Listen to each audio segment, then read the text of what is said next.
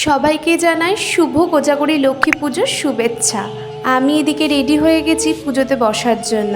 আর এই হলো আমার দেয়া আলপনা, কেমন হয়েছে জানাতে ভুলো না। আর এবারে জানো, মায়ের কাছ থেকে জোর করে আমি আলতার শিশি নিয়েছি পরবো বলে। হট করে ইচ্ছে হলো আলতা পরার। মা বলল ঠিক আছে নিচ্ছিস নে, কিন্তু কাজের কিন্তু খুব চাপ, মাঝে কিন্তু একদম আমাকে ডাক দিবি না। আমি বললাম ঠিক আছে, আমি পরে নেব। শুরু হলো আমার রকমারি করে আলতা পরা। শেষের ইন্ডিং রেজাল্টটা দেখো কি সুন্দর হয়েছে। আমার মাও কিন্তু খুশি হয়েছে।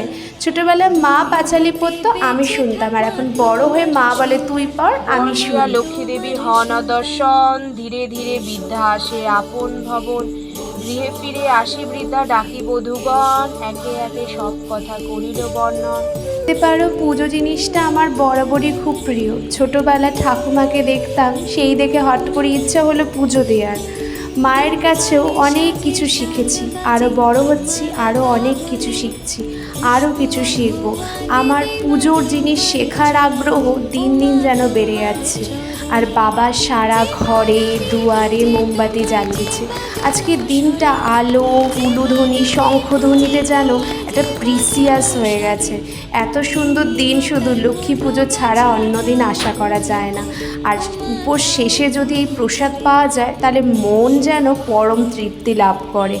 তোমরা কেমন কাটালে লক্ষ্মী পুজো জানাতে ভুলো না। আজ আসি তাহলে।